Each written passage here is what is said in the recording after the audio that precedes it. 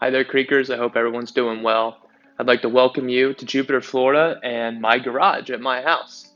What we're going to do today is I'm going to step you through 5 or 6 different exercises and different warm-ups that you can do before a round of golf. Things I want to keep in mind the entire time is that we're not going to need any kind of fancy equipment for any means. There would be 1 or 2 variations that may have a foam roller involved, but a lot of these you can be doing with just body weight or around the house or just sitting in the floor of your house. So nothing too terribly complicated. With that said, if there is a easier or harder version that you would prefer of a specific exercise, that can be done as well. There are plenty of different variations of what we're going to be covering.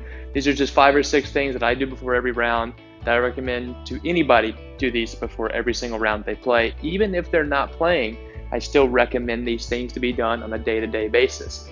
Golf and the physicality of golf is headed towards a direction of let's try to maintain and let's try to stay injury-free as long as possible. So just because that we're not playing golf that day, these are still very beneficial things to increase range of motion and to keep your mobility even when we're not playing that much. If there are any questions throughout all this, please feel free to reach out to me. If there's something kind of variation harder or easier that you would prefer, I can provide that too. But let's get started. This first stretch or exercise that we're going to be looking at is going to require a foam roller. It doesn't have to be incredibly firm or incredibly big. This will probably be one of the only pieces of equipment that we really use with the exception of a golf club.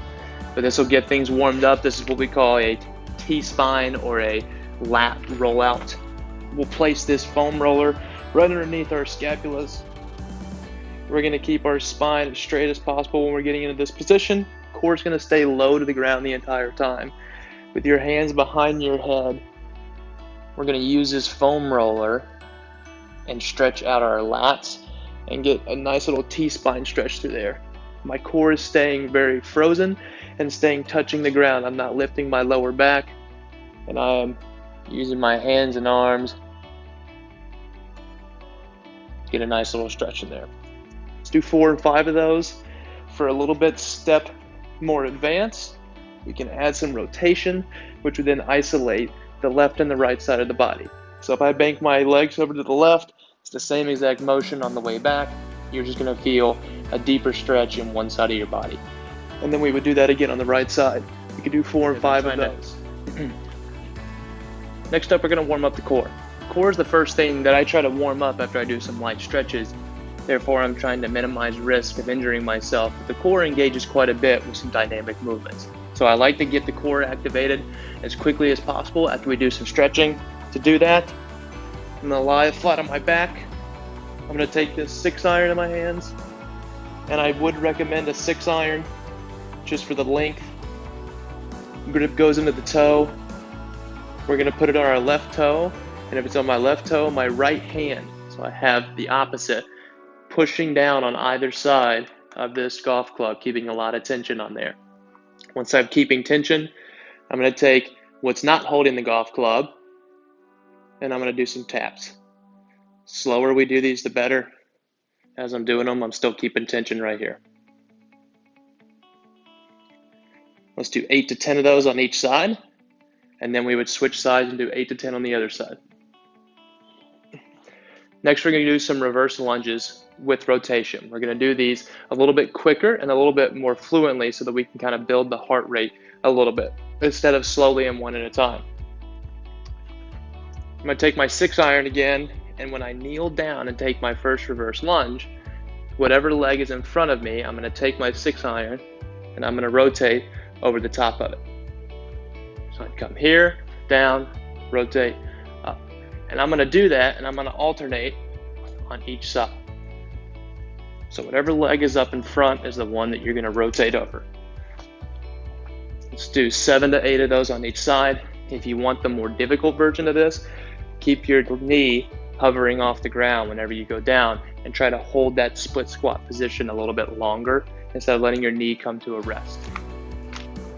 All right, next we've got some hip circles. I'm going to take a foam roller.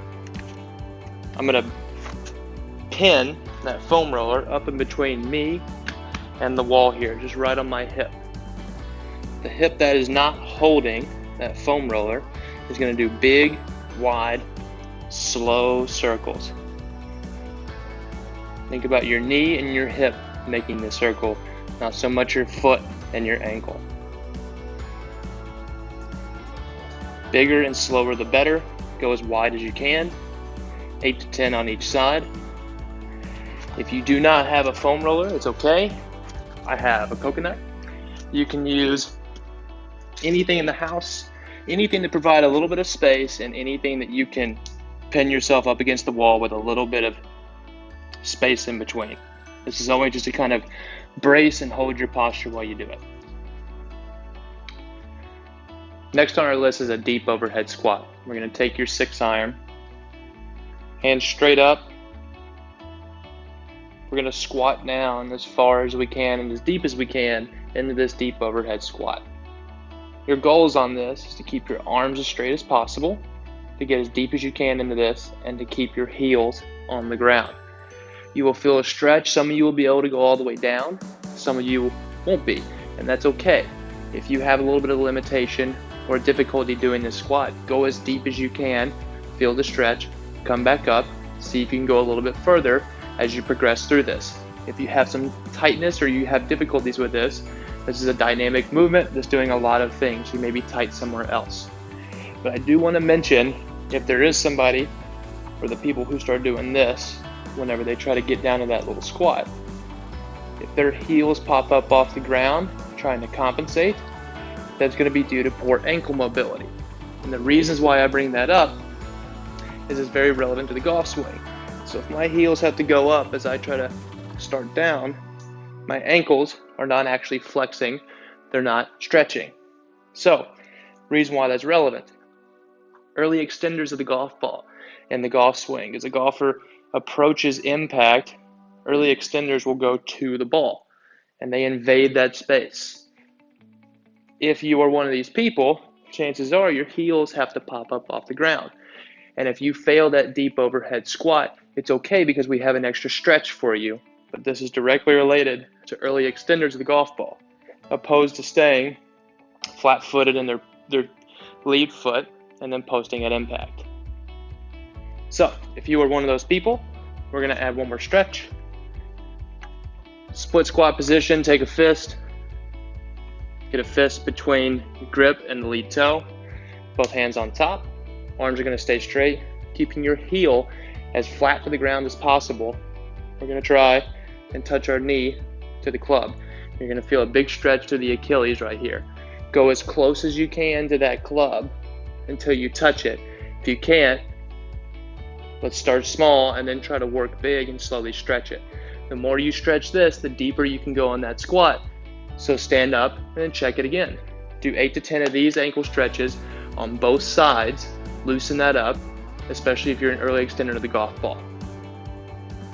Lastly, I want to recommend some pieces of equipment that I have in my personal home gym that I use on a day-to-day basis that I know that plenty of other professionals use in their workouts, but these certain items can cover a very large range of golf-specific workouts. They're very mobile and they don't take up a lot of room.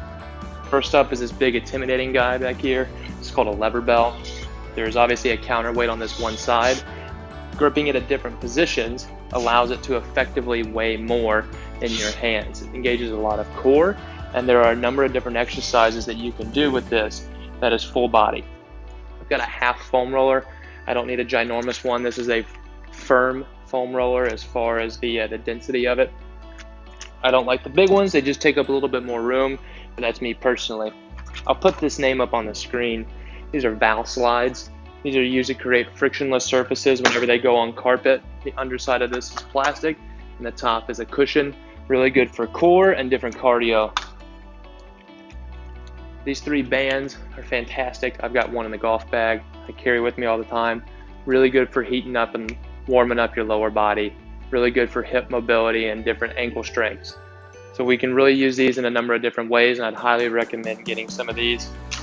Lastly, I've got just 2 floor mats just to lay on, all of which were not terribly expensive, very mobile and very available right now.